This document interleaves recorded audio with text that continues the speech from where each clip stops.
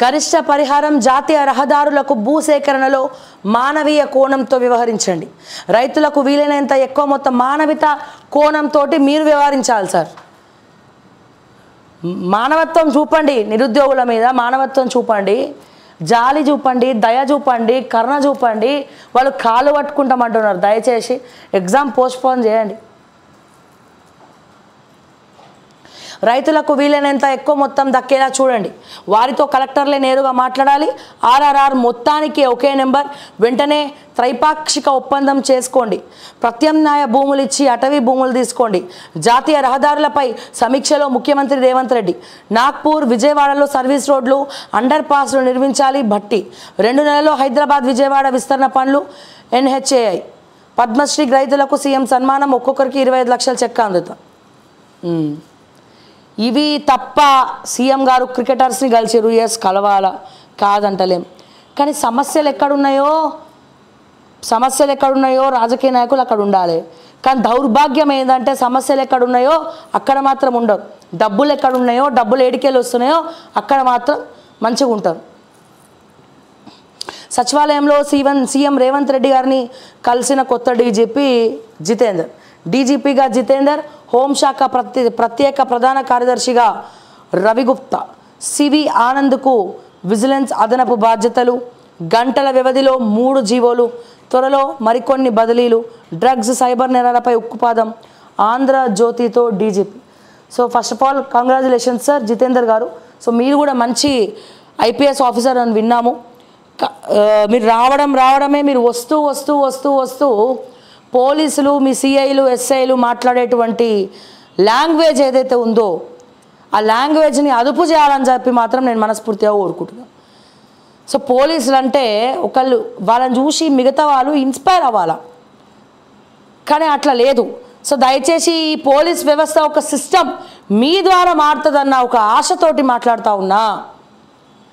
So దయచేసి అందరితో సమీక్ష, మీ డిపార్ట్మెంట్ అందరినీ పిలిపించుకొని కొన్ని రూల్స్ అండ్ రెగ్యులేషన్స్ ఇచ్చి ఏం చేయాలి, ఏం చేయొద్దు, ఫస్ట్ ఎట్లా ఉండాలి దగ్గర నుంచి పోలీసులకు ట్రైనింగ్ ఇవ్వండి.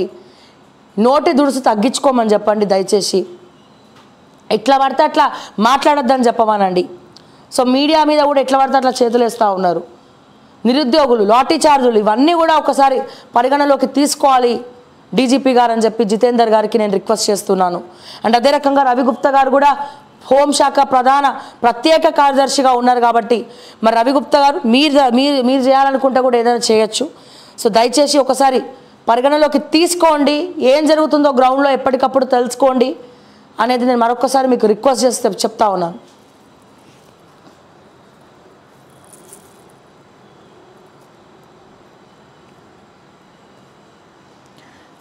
సెక్షన్ 125 కింద ముస్లిం మహిళలు భరణానికి అర్హులే. CRPCలోని ఆ సెక్షన్ మతాలకు అతీతమైంది. భరణం దయతో ఇచ్చేది కాదు, అది వివాహిత మహిళల హక్కు. చరిత్రాత్మక తీర్పు వెలువరించిన సుప్రీంకోర్టు భార్య ఆర్థికంగా స్వతంత్రంగా ఉండాలి. ఆ బాధ్యత భర్తది. తన ఆర్థిక వనరులను ఆమెకు అందుబాటులో ఉంచాలి. ఉమ్మడి ఖాతా, భార్యకు ATM యాక్సెస్. తీర్పులో జస్టిస్ BV నాగరత్న వ్యాఖ్యలు. 1985 నాటి షాబానో కేసును గుర్తు చేసిన తీర్పు. ఆ తీర్పుకు భిన్నంగా 1986లో రాజీవ్ సర్కార్ చేసిన చట్టం ఈ కేసులో వర్తించిందని స్పష్టీకరణ. భరణం దయతో ఇచ్చేది కాదు, అది వివాహిత మహిళల హక్కు అని చెప్పి చెప్తా ఉంది సుప్రీంకోర్టు.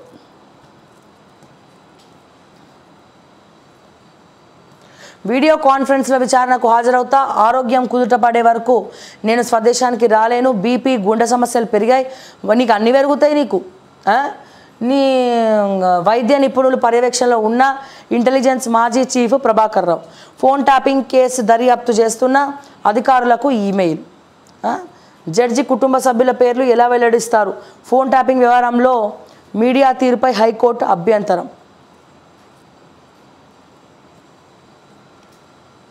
వీడియో కాన్ఫరెన్స్లో విచారణకు హాజరవుతా. వీడియో కాన్ఫరెన్స్లో హాజరవుతావా? చేసినవన్నీ పిచ్చి పనులు, చేసినవన్నీ పిచ్చి పనులు.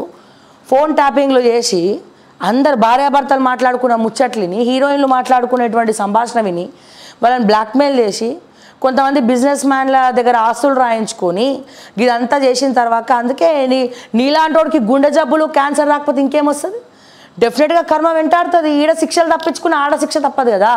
మన కర్మ అనేది ఎప్పటికైనా మనల్ని వెంటాడుతూనే ఉంటుంది. అది ఏ రూపంలోనైనా, ఎక్కడైనా, ఎప్పుడైనా దేవుడైనా క్షమిస్తాడు. కానీ మన తలరాత, మన కర్మను మాత్రం ఎవరు కర్మ నుంచి మాత్రం మనల్ని బయట పడేయలేరు. ఇన్ని పనులు చేసిన తర్వాత ఇక నీకు ఆరోగ్యం కావాల్సి వచ్చింది, ఆల్రెడీ క్యాన్సర్తో బాధపడదు, గుండె జబ్బులు, ఇవన్నీ చేసినాక నీలాంటి వాడికి జబ్బులు రాక ఏమవుతుంది? వీళ్ళు కూడా లైట్ తీసుకుంటా ఉన్నారు. అక్కడ ఉన్నోడిని ఇక్కడ రప్పించలేకపోతారు. పోనీ ఇక్కడ వాళ్ళని అక్కడ పోవాలి కదా, అరెస్ట్ వారెంట్లు ఇవ్వాలి కదా.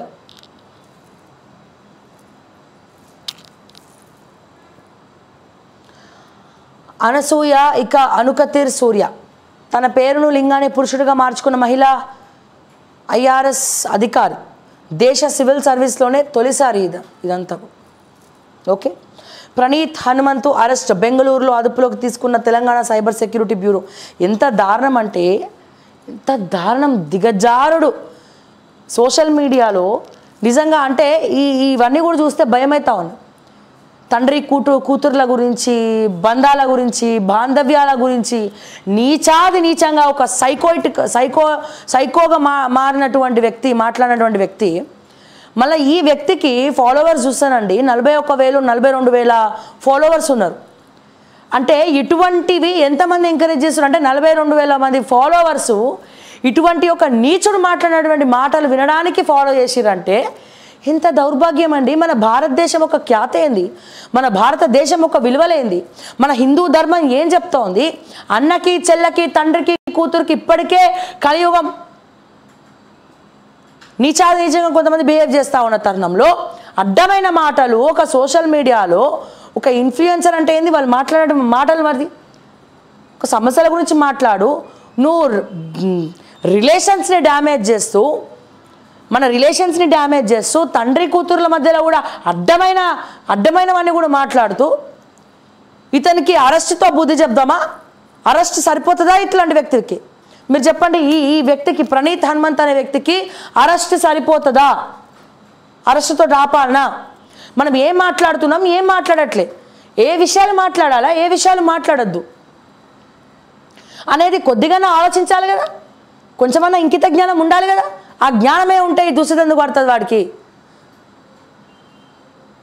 మరెవ్వడు కూడా ఇట్లాంటి కూతలు కుయ్యకుండా తగిన చర్యలు, కఠిన శిక్షలు ఇతనికి తీసుకోవాల్సిందే. ఎటువంటి రిలేషన్స్, ఎటువంటి సాంప్రదాయాల గురించి మాట్లాడుతూ ఉన్నారు, ఎటువంటి తండ్రి కూతుర్ల రిలేషన్ గురించి మాట్లాడుతూ ఉన్నారు. సిగ్గుండాలా కొంచెమన్నా, అది వినేటోళ్ళకన్నా బుద్ధి ఉండాలా. ఆ ఫాలోవర్స్ అందరూ కూడా ఫాలో అయ్యి నీచంగా కామెడీ ఒకళ్ళని ఎక్కరిస్తూ దాన్ని ట్రోల్స్ అంటాం మనం.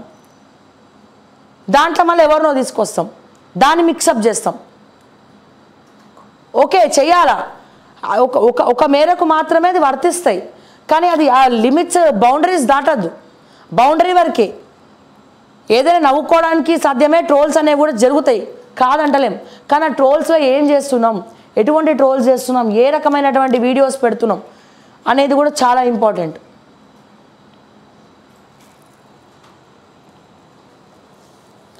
ఏ సమస్యకైనా చర్చలే పరిష్కారం, శాంతి స్థాపనకు మేము సహకరిస్తాం. Austria chancellor Nehammer. ప్రధాని మోదీ సంయుక్త ప్రకటన. ఇరు దేశాల సంబంధాల బలోపేతానికి పటిష్ట ప్రణాళిక. మోదీ. రష్యా ఉక్రెయిన్ మధ్య శాంతి స్థాపనలో భారత కీలకం. నెహ్మార్. అనాథల మారిన హైదరాబాద్ GHMC జలమండలిలో నిధులలేమి, వీధి దీపాల ఏర్పాటుకైనా డబ్బులు లేవు. రేవంత్ రెడ్డి పాలనలో ఇది పరిస్థితి. కేంద్ర మంత్రి కిషన్ రెడ్డి విమర్శలు. రైల్వే ప్రాజెక్టుల ప్రగతిపై సమీక్ష. సో పైసలు లేవు, ఏం చేస్తారు? పైసలు లేవు అని చెప్పుకొని తిరుగుతురు. ఇన్వెస్టర్స్ ఎవరు? లేవు అంటే ఎవడని ఇస్తారా? ఉన్నాయి అంటే ఒక 10 రూపాయలు లేవురా నాయన, వచ్చే నెల పైసలు వస్తాయంటే అప్పుడు ఎవరైనా ఇస్తారు. సరే వస్తాయి కదా, వీడికి ఏదైనా సెక్యూరిటీ ఉంది కదా అని చెప్పి. అసలు పైసలే లేవురా నాయన, నాకు వస్తాయో లేవో నమ్మకం లేదంటే ఇచ్చేటోడు ఆలోచిస్తాడు కదా. సో అదే జరిగింది ఇక్కడ. డబ్బులు లేవు, ఏడికెళ్ళి తేవాలో అర్థం కావు. ఉన్న డబ్బులన్నీ వెనకాలకి వెళ్ళి సెటిల్మెంట్లు చేసుకుంటున్నారు ఇష్టం వచ్చినట్టు. దాన్ని వాళ్ళ సొంత లబ్ధిదారుల కోసమో రాజకీయాల కోసమో పదవుల కోసమో ఆ డబ్బులను అడ్డు పెట్టుకుంటున్నారు. కానీ చేసేవి మాత్రం ఇవి.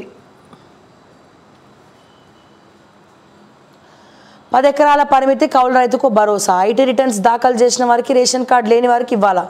రైతు భరోసా విధి విధానాలపై ఖమ్మం వర్క్షాప్లో రైతుల సూచనలు, అభిప్రాయ సేకరణ జరిపిన మంత్రులు బట్టి, తుమ్మల, పొంగులేటి.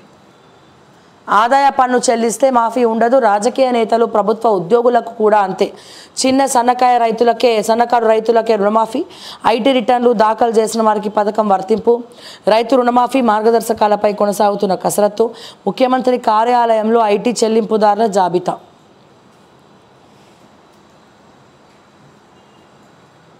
చిన్నారులు చనిపోతుంటే నిర్లక్ష్యమా? వీధి కుక్కల దాడులపై నిపుణుల కమిటీ వేయండి హైకోర్టు. జూబ్లీహిల్స్, బంజారాహిల్స్ కాదు, మురికివాడలపైన కూడా దృష్టి పెట్టాలని వ్యాఖ్య. గా వ్యాఖ్య ఏదో మా మేయర్ విజయలక్ష్మక్కకు చెప్పండి.